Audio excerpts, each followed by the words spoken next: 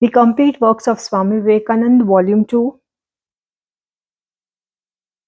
Section 2, Immortality, lecture delivery in America.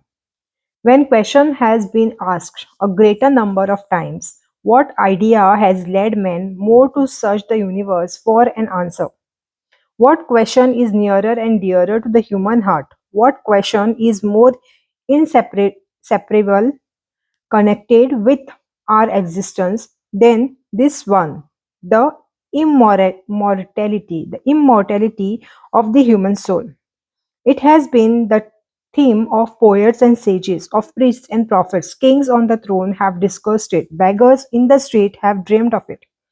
The best of the humanity have approached it, and the worst of men have not hoped for it. The interest in the theme has not died, yet nor will it die so long as human nature exists. Various answers have been various answers have been presented to the world by various minds. Thousands again thousands again in every period of history have given up the discussion, and yet the question remains fresh as ever. Often in the turmoil and struggle of our lives, we seem to forget it. But suddenly, someone dies, one perhaps whom we loved, one nearer and dearer to our hearts, is snatched away from us, and the struggle, the dying, and the turmoil of the world around us ceases for a moment, and the soul asks the old question, what after this? What becomes the soul? All human knowledge proceeds out of experience. We cannot know anything except by experience. All our reasoning is based upon generalized experience. All our knowledge is but harmonized experience. Looking around us, what do we find? A continuous change. The plant comes out of a seed, grows into a tree, completes the cycle, and come back to the seed. The animal comes, lives a certain time, dies, and completes the circle. So does man. The mountain slowly but surely crumbles away. The river slowly but surely dries up. Rain come out of the sea and go back to the sea. Everywhere circle are being completed. Birth, growth, development, and decay, following each other with a mathematical precision. This is our everyday experience. Instead of it, all behind all this vast mass of what we call life, millions of forms and shapes, millions upon of varieties, millions upon millions of varieties, beginning from the lowest atom to the highest spiritualized man, we find existing a certain unity. Every day we find that the wall that was thought to be divided one thing and another is being broken down. And all matter is coming to be recognized by the modern science as one substance. Manifesting in different ways and in various forms, the one life that runs through the all like a continuous chain of which all these various forms present represent the links after link, extending almost infinitely, but on the same one chain. This is what is called as evolution. It is an old idea, as old as human society, only it is getting fresher and fresher as human knowledge is progressing. There is one thing more, which the ancient perceived, but which in modern times is not yet so clearly perceived, and that is involution. The seed is becoming the plant. A grain of sand never becomes a plant. It is the father that becomes a child. A lump of clay never becomes the child. From what does this evolution come? It's the question. What was the seed? It was the same as the tree. All the possibilities of the future tree are in that seed, and all the possibilities of future man are in that little baby. All the possibilities of any future life are in the germ. What is this? The ancient philosophers of India called it involution. When we find then that every evolution presupposes an involution. Nothing can be evolved which is not already there. Here again, modern science comes to our help. You know by mathematical reasoning that the sum total of energy that is displaced in the universe is the same throughout. You cannot take away one atom of matter or 1 foot-pound of the force. You cannot add to the universe one atom of matter and 1 foot-pound of the force. As such, evolution does not come out of zero.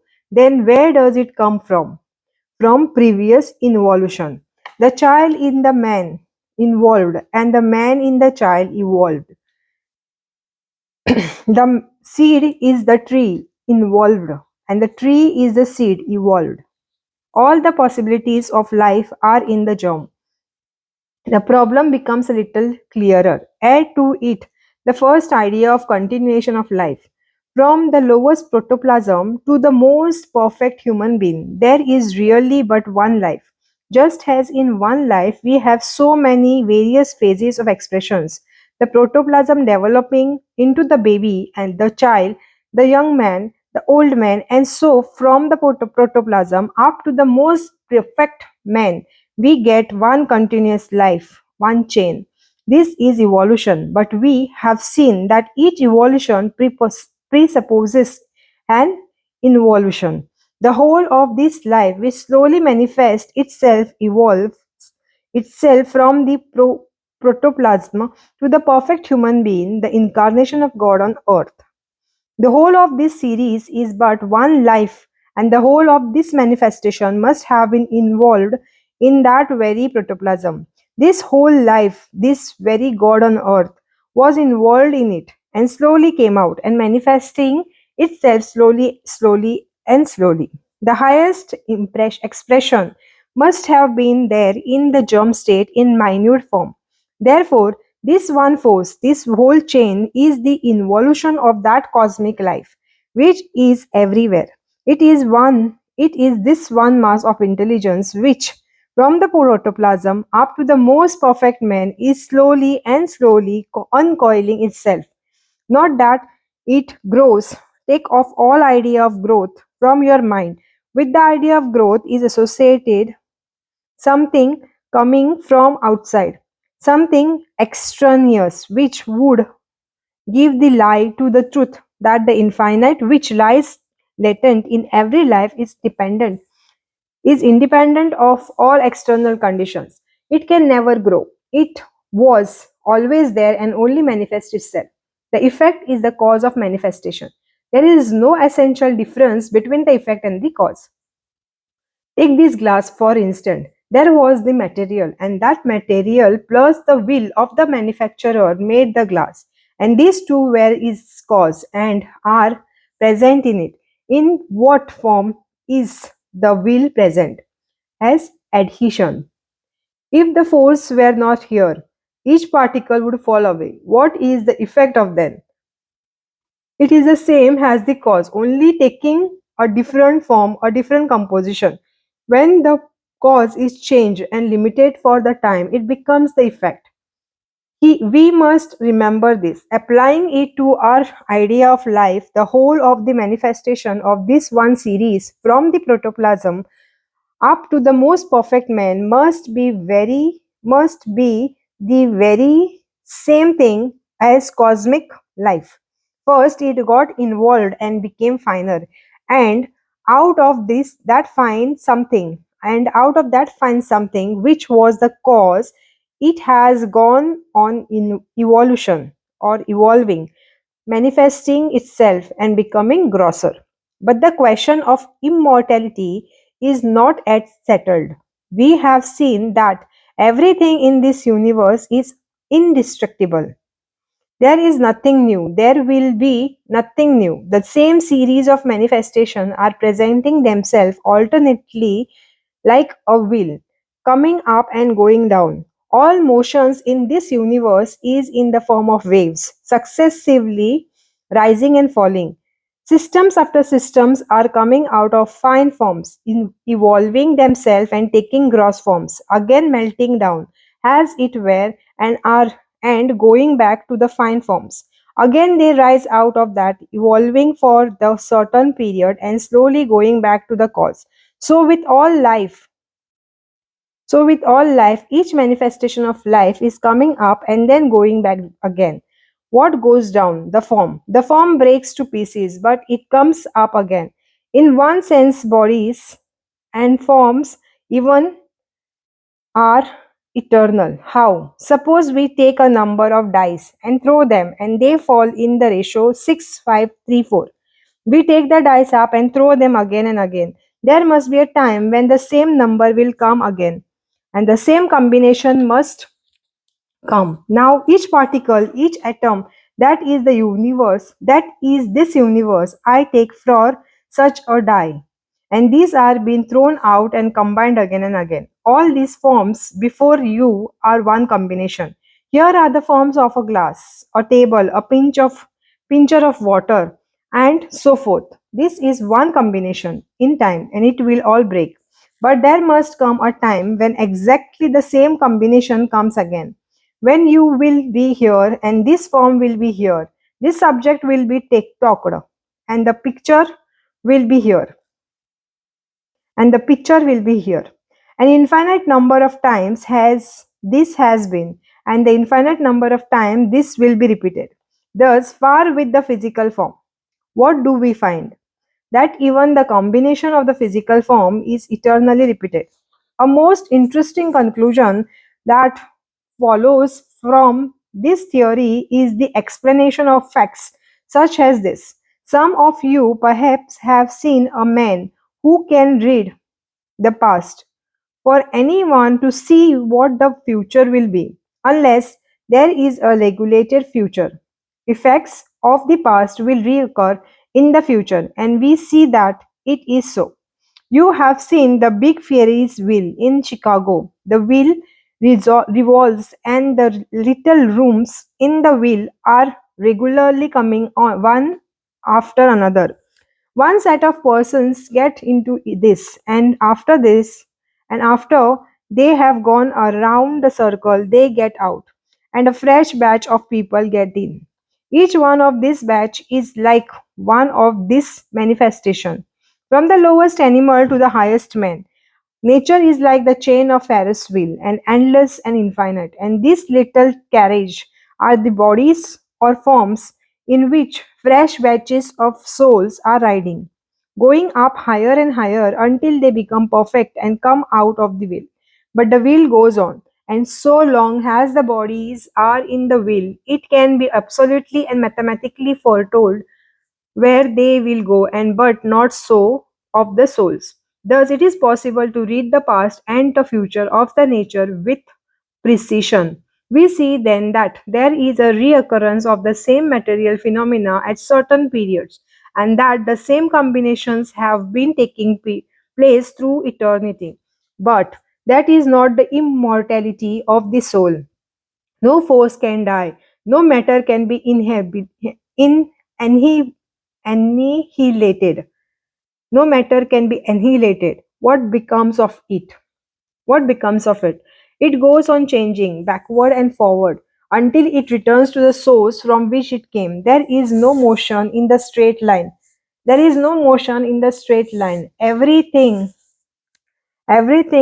moves in it in a straight line. A straight line infinitely produced, becomes a circle. If that is the case, that cannot be eternal degeneration for any soul.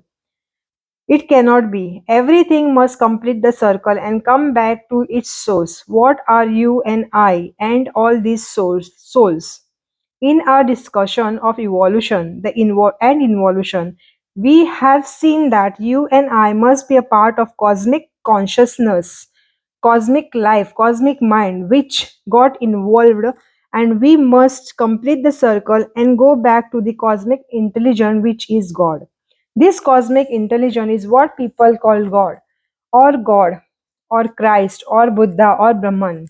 What the materialistic perceive as force, the agnostic has that infinite, inimpressible beyond, and we are all part of that. This is the second idea, yet this is not sufficient. There will be still more doubts. it is very good to say that there is no destruction for any force, but all the forces and forms that we see are combinations. This form before us is the composition of several component parts. And so every force that we see is similarly composed. If you can take the scientific idea of force and call it the sum total, the resultant of several forces, what becomes of yours individuality? Everything that is compound must sooner or later go back to its component part. Whatever in this universe is the result of combination of matter or force and must sooner or later go back to its component.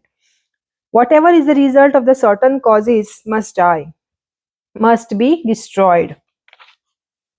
It gets broken up, dispersed and resolved back into the component. Soul is not a force, neither it is a thought. It is the manufacturer of the thought, but not thought itself.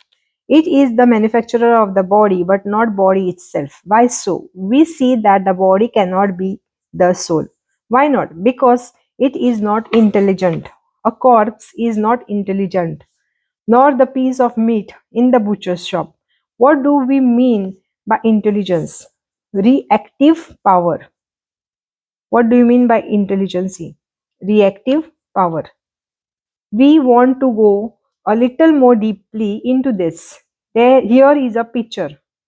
I see it. How? Rays of light from the picture enters the eyes and make a picture in my retina, which is carried to the brain. Yet there is no vision. What the physiologists call the sensory nerves carry this impression inward. But up to this, there is no reaction. The nerve center in the brain carries the impression to the mind, and the mind reacts. And as soon as the reaction comes, the picture flashes before it. Take a more commonplace example. Suppose you are listening to me instantly and a mosquito is sitting on the tip of your nose and giving you that pleasant sensation which mosquito can give. But you are so intent on hearing me that you do not feel the mosquito at all. What has happened? The mosquito has bitten a certain part of your skin and certain nerves are there. They have carried a certain sensation to the brain and the impression is there, but the mind, being otherwise occupied, does not react. So you are not aware of the presence of the mosquitoes. When a new impression comes, if the mind does not react, we shall not be conscious of it. But when the reaction comes, we feel, we see, we hear, and so forth. With this reaction comes illumination, or as the Sankhya philosophers call it, illumination, has the Sankhya philosopher call it. We see that the body cannot illuminate because in the presence of the attention, no sensation is possible. Cases have been known where, under peculiar condition, a man who had never learnt a peculiar language was found able to speak it.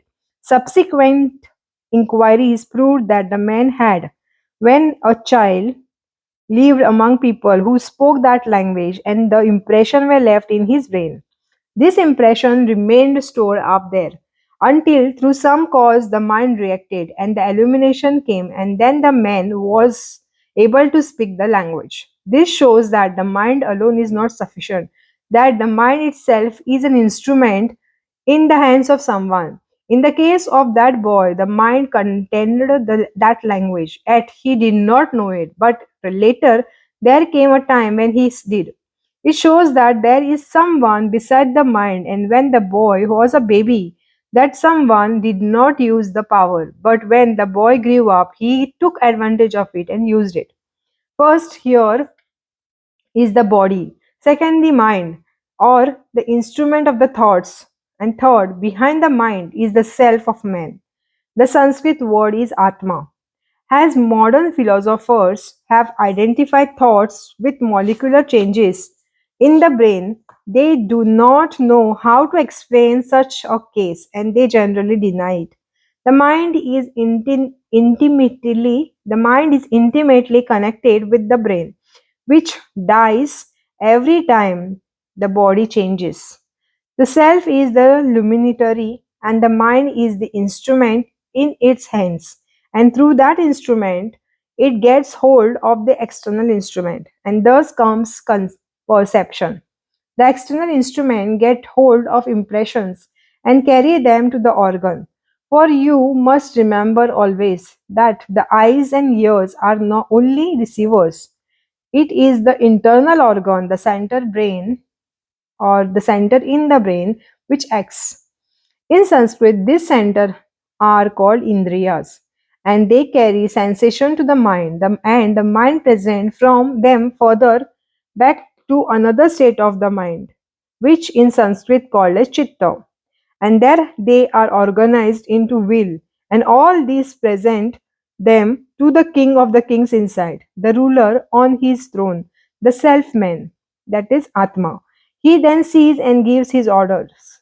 Then the mind immediately acts on the organ, and the organ on the external body. The real perceiver, the real ruler, the governor, the creator, the manipulator of all this is the self of the man, that is Atma. We see then that the self of man is not the body, neither is it thought.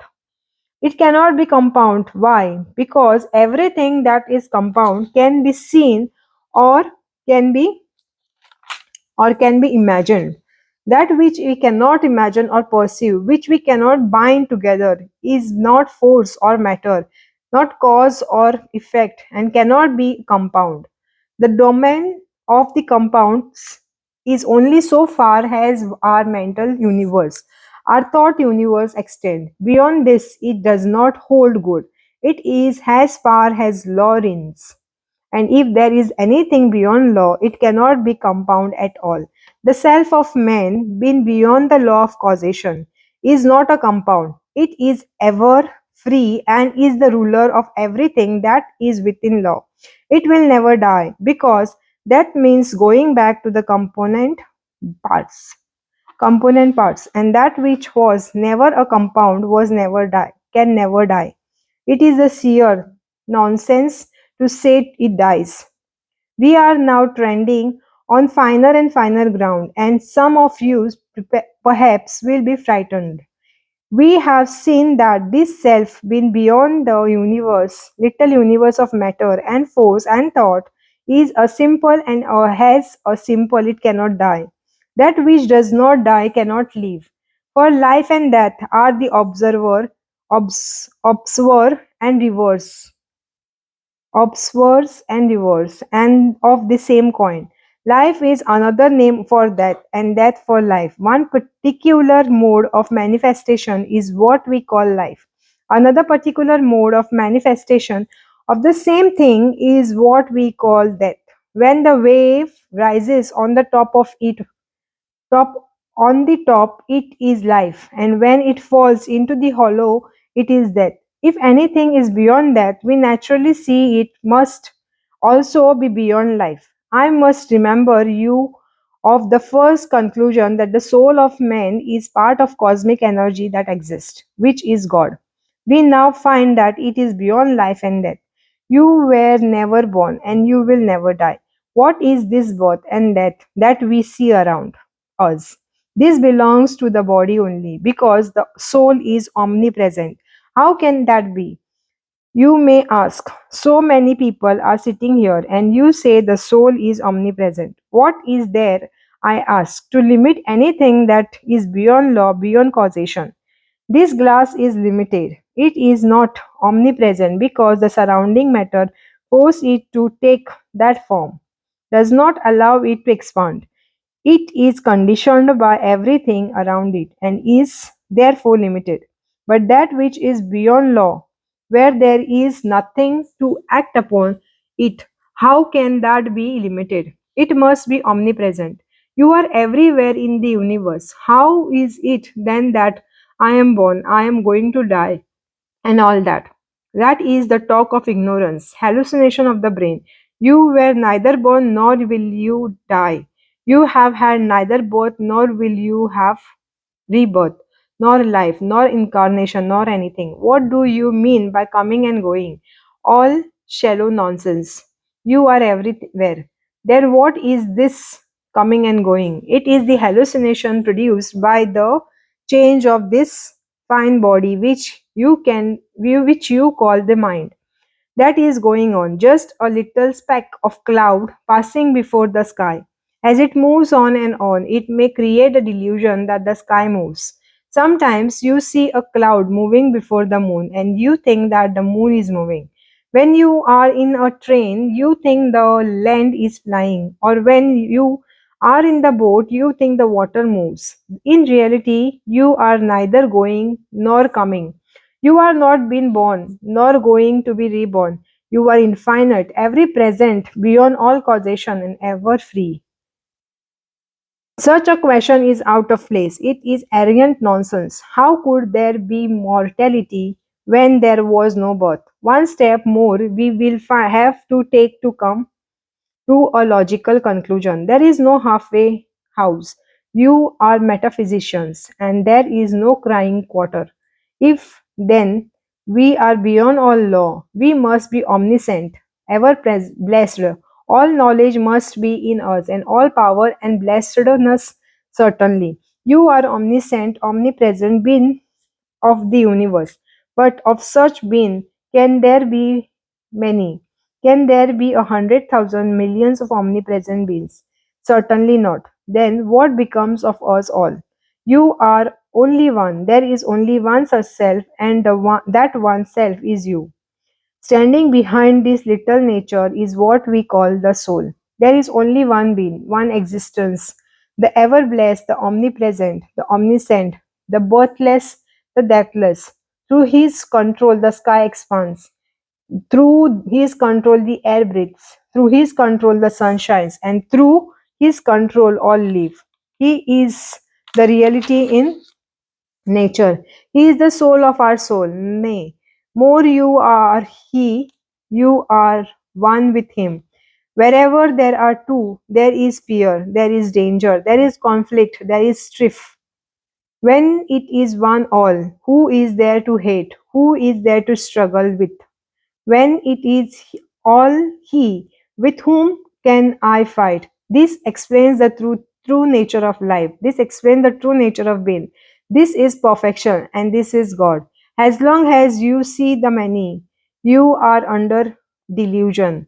In this world of many, he who sees the one, in this ever changing world, he who sees him who never changes, as the soul of his own soul, as his own self, he is free, he is blessed, he has reached the goal. Therefore, now that thou art he, thou art the God of this universe, Tat Tvam Asi, that thou art, Tat Tvam Asi. All these various ideas that I am a man or a woman or sick or healthy or strong or weak, or that I hate, I love, and I have a little power, are but hallucination. Away with them. What makes you weak? What makes you fear? You are the one being in the universe. What frightens you? Stand up then and be free. Now that every thought and word that weakens you in this world is the only evil that exists, whatever whatever makes a man weak and fear is the only evil that should be stunned. What can frighten you if the suns come down and moons crumble into dust and the system after system are hurled into annihilation? What is that to you? Stand as a rock. You are indestructible. You are the self, the God of the universe. Say, I am existence. I am absolute. I am bliss absolute. I am knowledge absolute. I am He. And like a lion breaking its cage, breaking your chain and be free for it. Break your chain and be free forever. What frightens you? What holds you down? Only ignorance and delusion. Nothing else can bind you. You are the pure one, the ever blessed. Silly fools take you that Silly fools tell you that you are sinners, and you sit down in the corner and weep. It is foolishness, wickedness, downright rascality to say that you are sinners. You are all God. See you not God, and call him man. Therefore, if you dare stand on that, mold your whole life on that. If a man cuts your throat, do not say no, for you are cutting your own throat. When you help a poor man, do not feel the least pride. That is the worship for you, and not the cause of pride. It is not whole universe. It is not the whole universe you. Where is there anyone that is not you? You are the soul of this universe. You are the sun, moon, stars. It is you that are shining everywhere. The whole universe is you. Whom are you going to hate or to fight? Now then, that thou art he. Now then, know then that thou art he, and model your whole life accordingly. And he who knows this and models his life accordingly will more grovel in darkness. Know then, the whole universe is you. Whom are you going to hate or to fight? Know then that thou art he, that thou art he, and model your whole life accordingly. And he who knows this and models his life accordingly will no more grovel in darkness.